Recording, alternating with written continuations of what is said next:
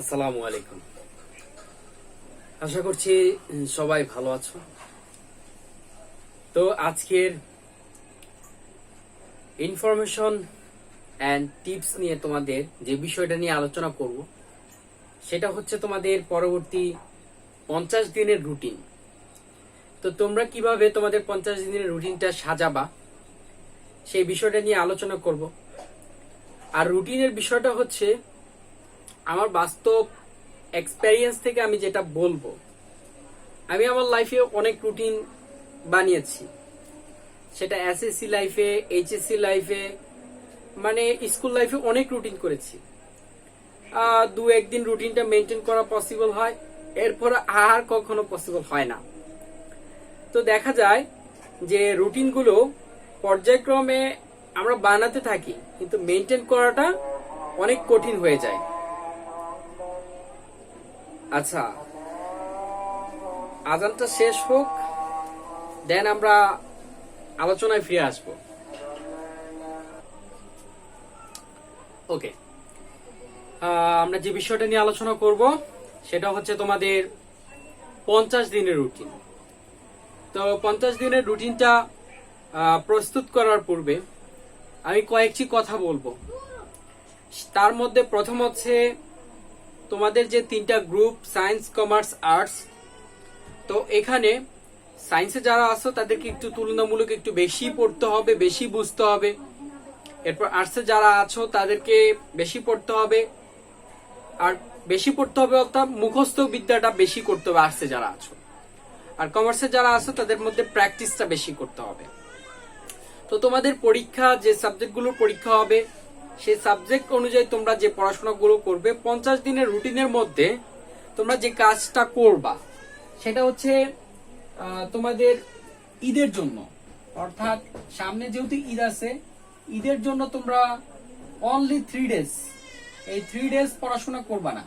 এই 3 ডেজ তোমরা পড়াশোনা থেকে বাদ থাকবা, অর্থাৎ 3 ডেজ নিজেকে দাও, কারণ পড়াশোনা করার জন্য যথেষ্ট সময় আছে।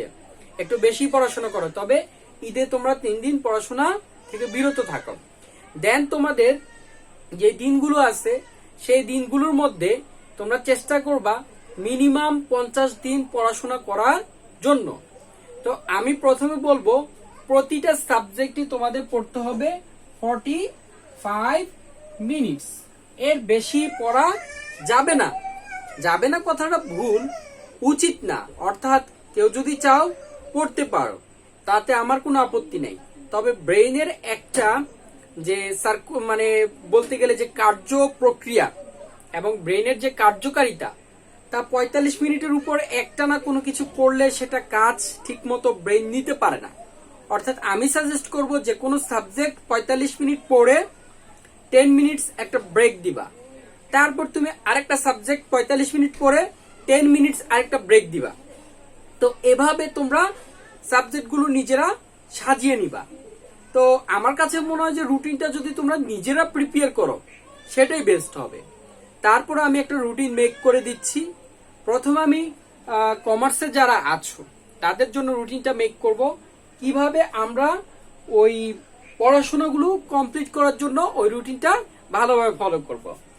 তো আমরা একদিনে সর্বোচ্চ কত ঘন্টা পড়বো, যারা ব্যবসা শিক্ষা শাখায় পড়াশোনা করি তাদের জন্য আমি প্রথমত বলবো যে তোমরা পড়াশোনার জন্য প্রথমে ধরো প্রথম দিনের কথাই বললাম, টোটাল আমি 7 দিনের একটা দিব। ফার্স্ট ডেতে তোমরা অবশ্যই অ্যাকাউন্টিং পড়বা। অ্যাকাউন্টিং পড়ার পরে ওই দিন তুমি বাংলা দ্বিতীয় পত্র রাখো। বাংলা দ্বিতীয় পত্র পড়ার পরে তারপর তুমি যে কাজটা করবা ম্যাথ করবা, অর্থাৎ অ্যাকাউন্টিং ও ম্যাথ, বাংলা দ্বিতীয় পত্র থিওরি, দেন ম্যাথ, একটা অঙ্ক চলে আসে। ম্যাথের পরে তুমি পড়বা ইংলিশ, তার মানে 45 মিনিট অলরেডি তোমাদের 3 ঘন্টা পড়াশোনার একটা চলে আসছে। এখন এরপরে তোমাকে যেটা পড়তে হবে সেটা হচ্ছে অপশনাল। আমি ওপি দিয়ে বুঝাইলাম, অপশনাল পড়তে হবে। অপশনাল বলতে কমার্সে যারা পড়াশোনা করি তাদের জন্য অপশনাল হয়তো কৃষি অথবা মেয়েদের জন্য গার্হস্থ্য অর্থাৎ কৃষি পড়তে হবে। তার মানে ফার্স্ট ডে অ্যাকাউন্টিং, বাংলা দ্বিতীয় পত্র, ম্যাথ, ইংলিশ এবং কি অপশনাল একটা সাবজেক্ট পড়তে পারবা।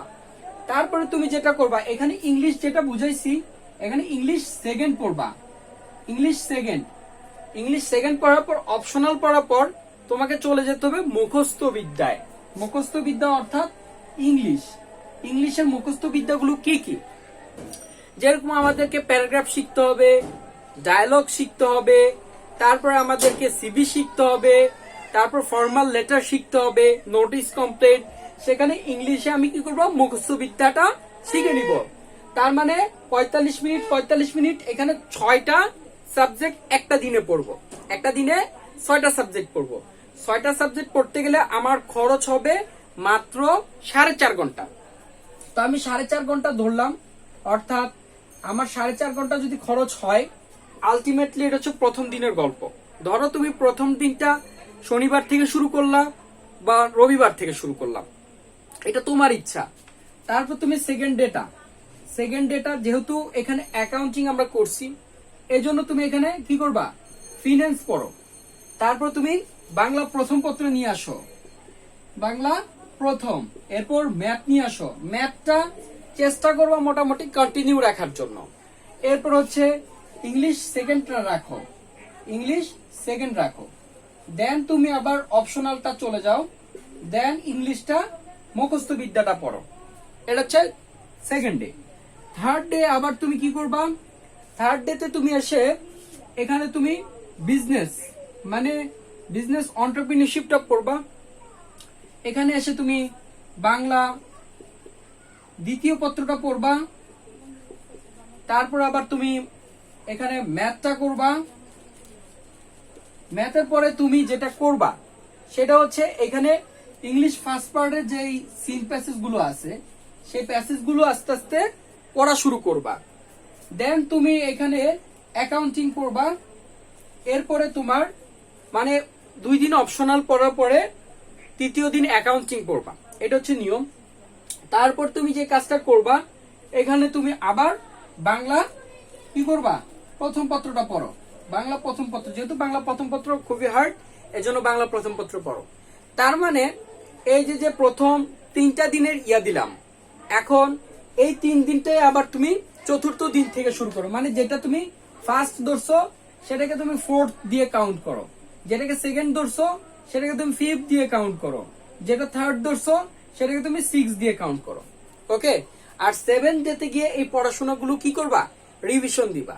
তা আমরা যারা কমার্সে পড়াশোনা করি তারা অবশ্যই কি করব, 4.5 ঘন্টা নিম্নে পড়াশোনা করবো। নিম্নে, এর বেশি পড়াশোনা করলে ভালো, তবে 4.5 ঘন্টা পড়াশোনা করলে সিলেবাস কি হয়ে যাবে, কমপ্লিট হয়ে যাবে।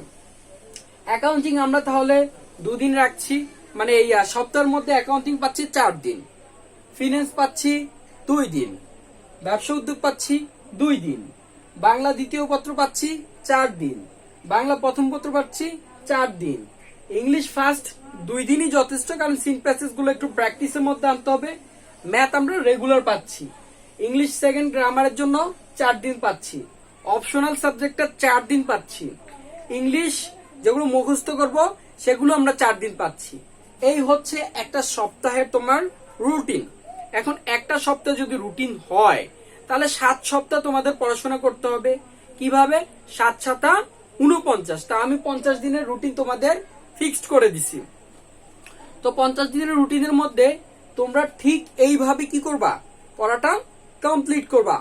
7 7 49 দিনের সাথে আরো 2-1 দিন রিভিশনে যেতে হবে, আর ঈদের 3 দিন বন্ধ তো দিছি। এই আঙ্গিকে যদি পড়ো, আশা করছি তেমন কোনো প্রবলেমে তোমাদেরকে পড়তে হবে না। ভালো একটা রেজাল্ট ইনশাল্লাহ আশা করা যায়। ওকে, তাহলে আমরা এখন কমার্স নিয়ে আলোচনা বাদ দিলাম। এখন আমরা চলে যাব সায়েন্সের বিষয়ে, যে সায়েন্সে কিভাবে পড়াশোনা করব। তো প্রথমত তো আমি কমার্সের বিষয়টা বলেই দিলাম। এখন আসি সায়েন্সের বিষয়টা নিয়ে। সায়েন্সের বিষয়টা আলোচনা করার ক্ষেত্রে ওকে, সায়েন্সের যে সাবজেক্টগুলো, সায়েন্সে আমি যদি কমার্সের যে প্যাটার্নটা দাঁড় করিয়েছি, সর্বনিম্ন 4.5 ঘন্টা কি করতে হবে, পড়াশোনা করতে হবে। এখন সায়েন্সের ক্ষেত্রে আমাকে যেটা করতে হবে, ফার্স্ট ডেতে আমাকে প্রথমে যেটা নিয়ে বসতে হবে, মানে ব্রেইনটাকে রিফ্রেশ করার জন্য, সেটা হচ্ছে তুমি যে সাবজেক্টটা মোটামুটি তোমার কাছে খুব ভালো লাগে। আমার কাছে মনে হয় তুমি ইংলিশটা নিয়ে শুরু করো। ইংলিশ সেকেন্ড মানে গ্রামারটা দিয়ে প্র্যাকটিস শুরু করো। ইংলিশ সেকেন্ড পড়ার পরে তুমি চলে যাও ম্যাথে। দেন ম্যাথটা করার পরে তুমি চলে যাও বাংলা প্রথম পত্র। বাংলা প্রথম পত্র পড়ার পরে তুমি চলে যাও ফিজিক্সে। ফিজিক্সে চলে যাও।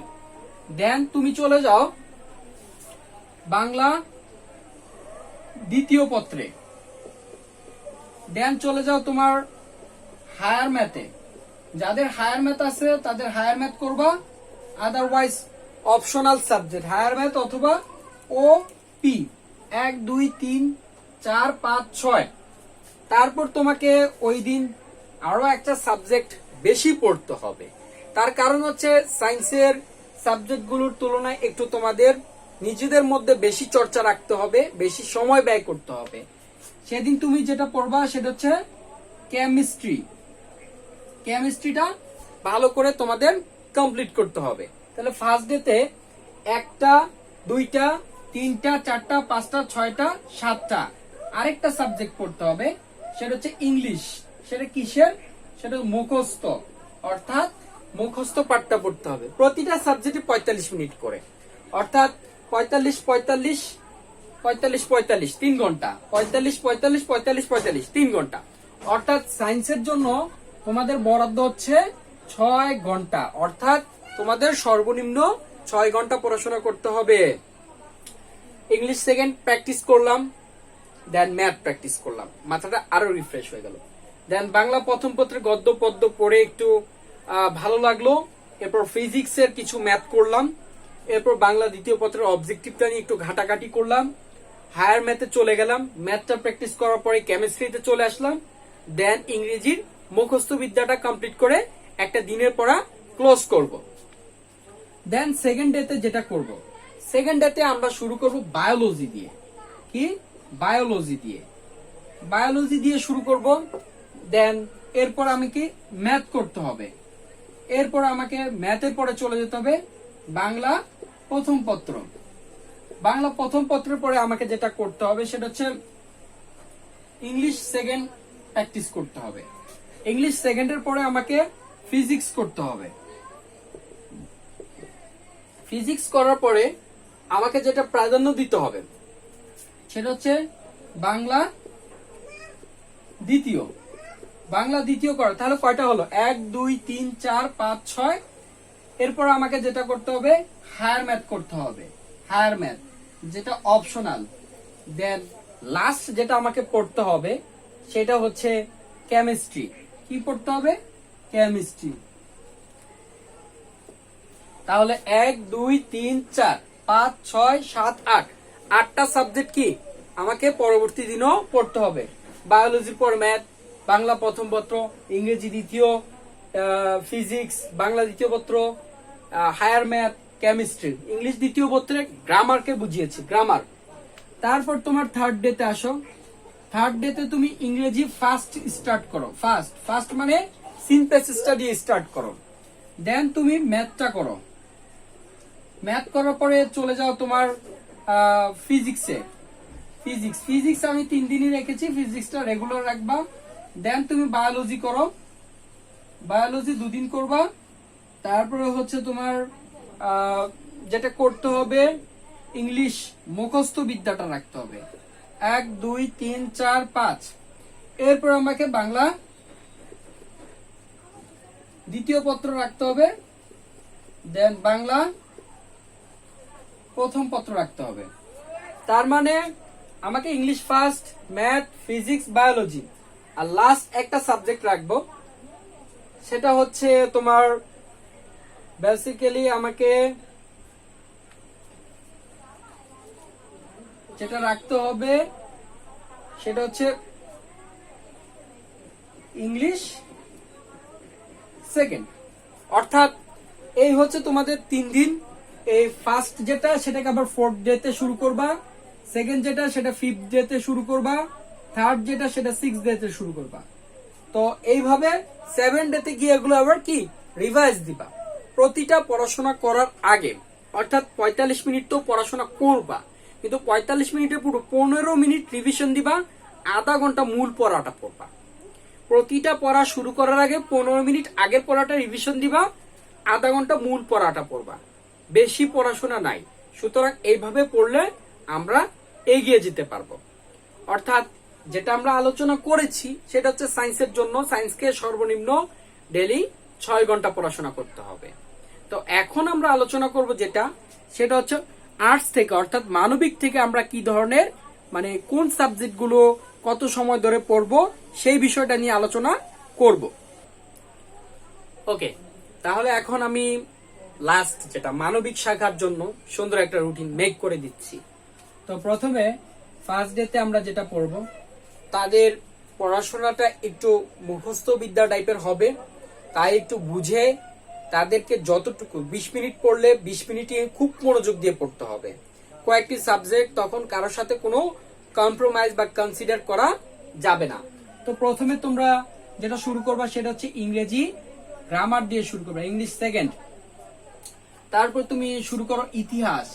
ইতিহাস যখন পড়বা তখন তুমি মনে করো যে একটা অন্যরকম মুডে থাকবা, যে কারোর সাথে প্রথম কথা বলবা না, একটা ধ্যানে থাকবা, তাহলে পড়াশোনা জিনিসটা মাথায় খুব সুন্দরভাবে ঢুকবে। তারপর তুমি বাংলা দ্বিতীয় পত্র মানে অবজেক্টিভের জন্য পড়াশোনা করো। দেন তুমি ইতিহাসের পরে ভূগোলটা পড়াশোনা শুরু করো।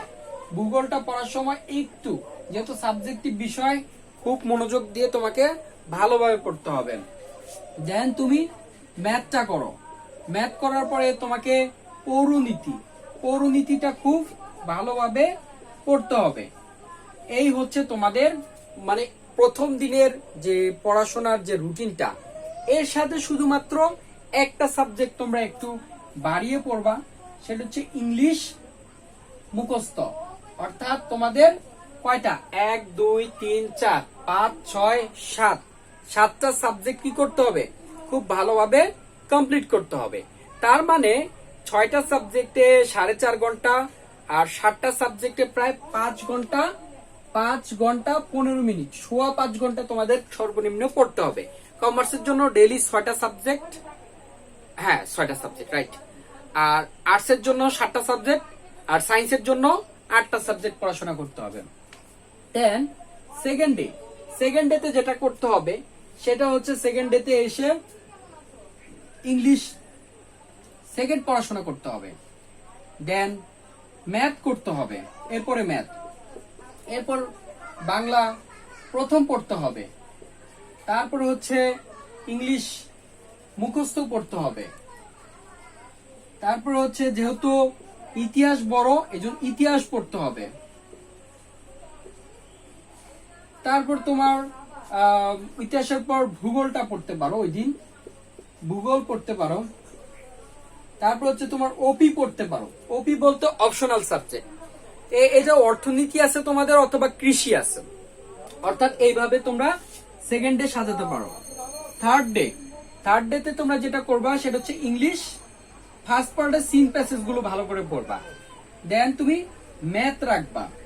দেন তুমি এখানে পৌরনীতিটা পড়বা, পৌরনীতিটা পড়বা। দেন ওপি পড়বা অর্থাৎ অপশনালটা পড়বা। দেন ইংলিশ মুখস্থ পড়বা। দেন বাংলা প্রথমটা পড়বা। দেন বাংলা দ্বিতীয়টা পড়বা। 1 2 3 4 5 6 7। অর্থাৎ এইভাবে তোমাকে কি করতে হবে পুরো বিষয়টাকে সাজাতে হবে। অর্থাৎ প্রথম দিনে 7টা, দ্বিতীয় দিনে 7টা, তৃতীয় দিনে 7টা। সেম ভাবে ফার্স্টকে তুমি 4th ডেতে স্টার্ট করো, সেকেন্ডকে তুমি 5th ডেতে স্টার্ট করো, থার্ডকে তুমি 6th ডেতে স্টার্ট করো। দেন 7th ডেতে কি করবা রিভিশন দিবা। তোমার এই হচ্ছে 7 দিনের যে ক্যাটাগরি। 7 সপ্তাহ তোমাদের হয়তো সময় আছে ভালোভাবে। 7 7 49 অর্থাৎ 49 ডেজ মানে 50 ডেজ এর কথা বলছে। আর একদিন একটু রেস্ট নিবা।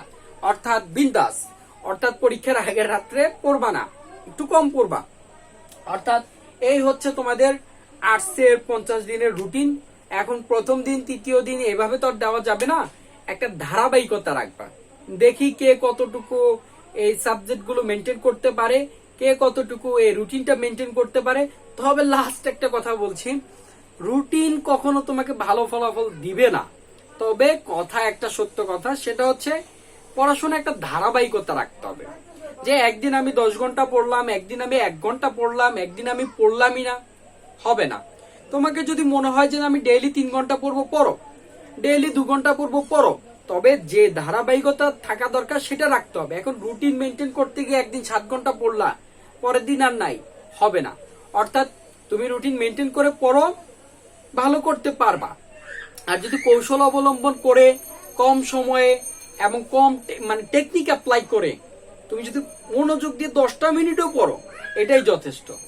সো আমি যা বলবো, যারা রুটিন চেয়েছো তাদের জন্য রুটিন আমি দিয়েছি। সবাই রুটিনটা ফলো করার চেষ্টা করবা। এই রুটিনটা খুবই ইফেক্টিভ। পড়াশোনায় মনোযোগ দাও। আর সিলেবাসটাও খুব সুন্দর, আর সাজেশন গুলো খুব সুন্দরভাবে তোমাদের জন্য উপস্থাপন করেছি। তোমরা অবশ্যই পড়াশোনাগুলো ঠিকভাবে করার চেষ্টা করবা। আর তোমাদের যদি এখনো বিভাগ নিয়ে যে কোনো 4টি বা 3টি নিয়ে যদি কোনো সমস্যা থাকে, তাহলে আমার যে ভিডিওটা আছে বিভাগ নিয়ে যত প্রশ্ন, ওই ভিডিওটা দেখে তোমাদের কনসেপ্টগুলো ক্লিয়ার করে নিবা। সো ভিডিওটা আর বেশি লম্বা করব না। তোমরা ক্লাসটা দেখে যদি উপকৃত হও, বন্ধুদের সাথে অবশ্যই শেয়ার করে দিবে। সো ভালো থাকো, সুস্থ থাকো, আল্লাহ হাফেজ।